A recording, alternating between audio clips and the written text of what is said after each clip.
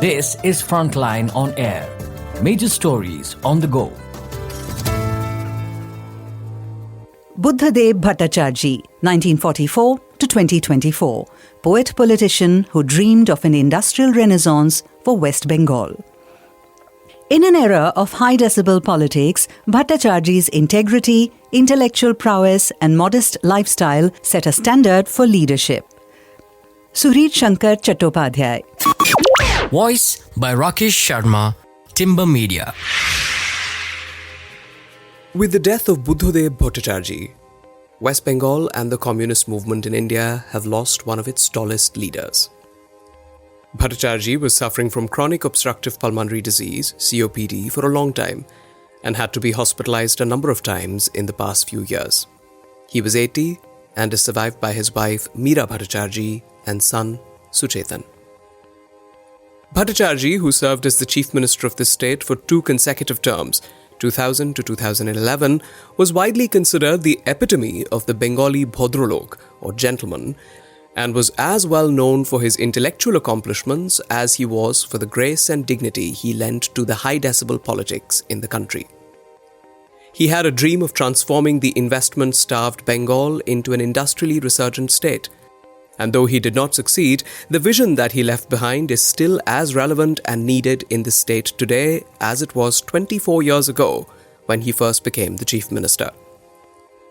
His death marks the end of the most significant era in the history of the left movement in the country, which began with the Communist Party of India Marxist-led Left Front's historic victory under the leadership of Jyoti Basu in 1977.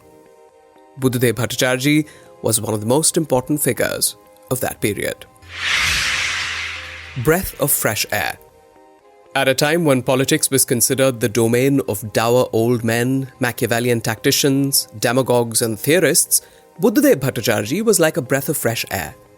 He wrote poetry, loved cinema and literature, translated works of Gabriel Garcia Marquez, and liked to wander around in book fairs. Those close to him say that he knew by heart more than 500 songs of Rabindranath Tagore. He had also written a number of plays, the most famous being his translation of Franz Kafka's Metamorphosis, which he adapted to the Bengali milieu. The translation, titled Poka, was performed to wide critical acclaim. But if there is one thing that history will remember Buddhadeb Bhattacharjee for, it is the vision he had for an economically resurgent West Bengal. It was a vision he truly believed in and for which he suffered and fell from his pedestal. It would perhaps have been more politically convenient for him to maintain the status quo and not push for industrialization in an investment-starved state, but Bhattacharjee's inherent integrity and honesty would never permit him to compromise on what he felt was truly beneficial for Bengal. Ultimately, it was his way that proved to be the right path to follow. Even when he was being vilified by a section of his own party, he never wavered from what he believed in. There were grievous mistakes his government made when he was at the helm, and he always bore full responsibility for them. But for a while, he did give the people hope and something to dream about, and when that dream was shattered on the altar of realpolitik, Buddhadeb's grief was more for the future of the state than for his own fall from grace and power. When he first took over as Chief Minister of Bengal after Jyoti Basu stepped down in 2000 after 23 years at the helm, Bhattacharjee had said, quote, "It will be our effort to present to the people of West Bengal a dynamic, disciplined, responsive government which will be corruption-free and transparent in its functioning." Unquote. His entire tenure was a constant effort to live up to that promise he had made. In 2001, the CPIM returned to power with a new leader leading the battle. Even after 24 years in power, the Left Front won 199 out of the 294 assembly seats. Buddhadeb's ascension to the Chief Minister's chair less than a year ago was seen to neutralize the anti-incumbency factor, as the change at the helm was perceived as a change in the regime itself. While some people called it the people's last salute to the legendary electoral career of Jyoti Basu, it cannot be denied that it was as much a hail of welcome to Buddhadeb Bhattacharjee. Vision of industrially vibrant Bengal. The years between 2001 and 2006 witnessed the most glorious period of Bhattacharjee's political career. His vision for an industrially vibrant Bengal had captured the imagination of not just the people of the state, but also the entire nation. Along with his colleague, the industry minister, the late Nirupam Sen, he set out to carve the way for Bengal's economic turnaround, and in the process became one of the most talked about political figures in the country. He was, in his own words, a, quote, communist compromising with capitalism, unquote, and thereby putting a humane face on liberalization.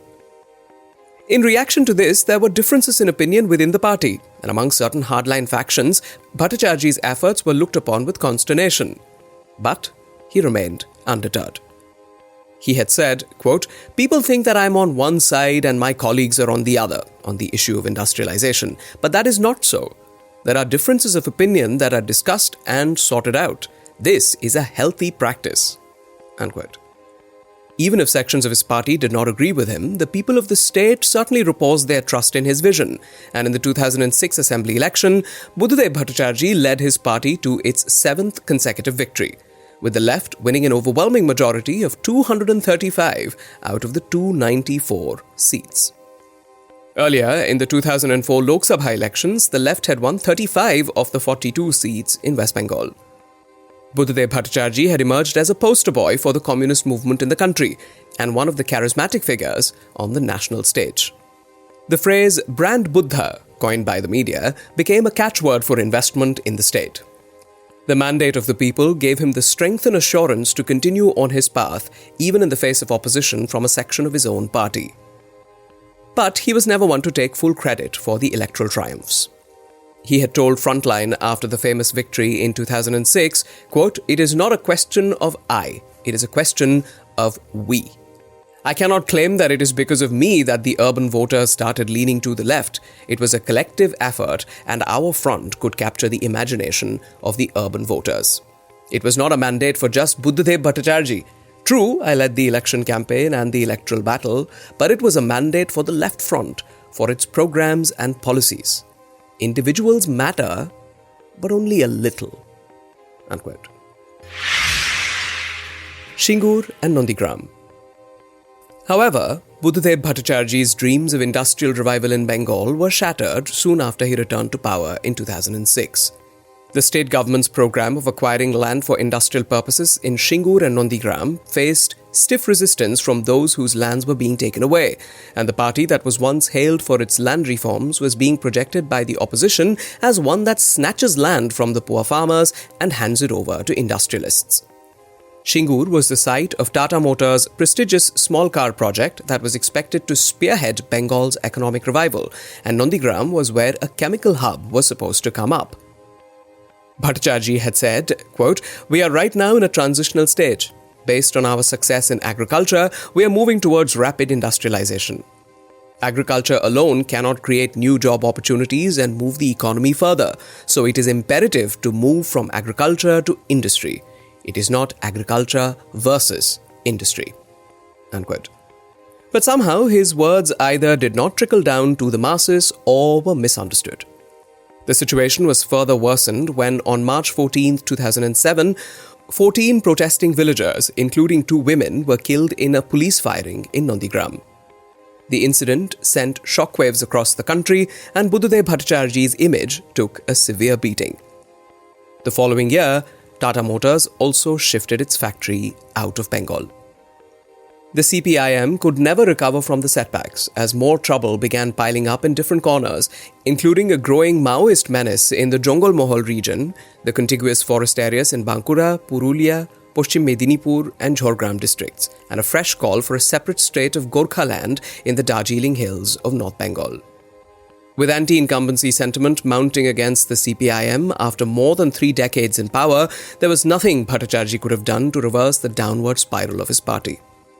In 2011, the 34-year-old CPIM government fell to a coalition of Trinamool Congress, and Bhattacharjee himself lost his seat in the polls.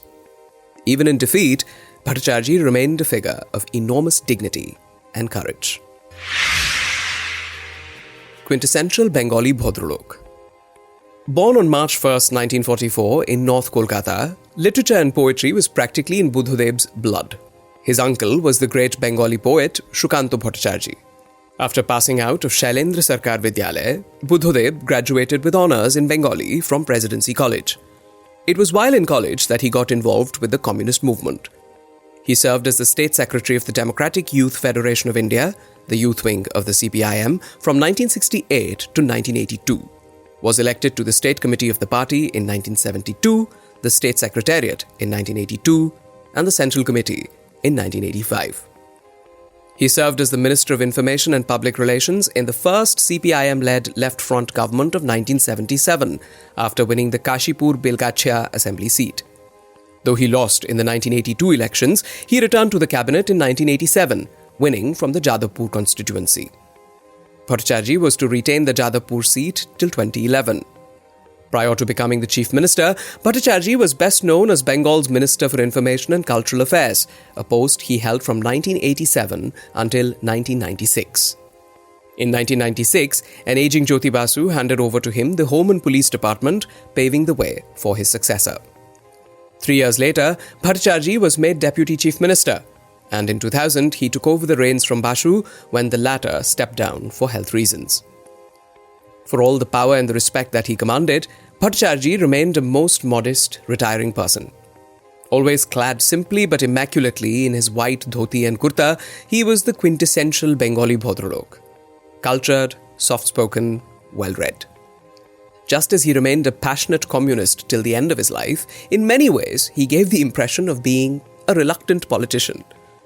For all his success in politics and his legendary status as a communist leader, he felt most at peace amid books and music or watching a good film.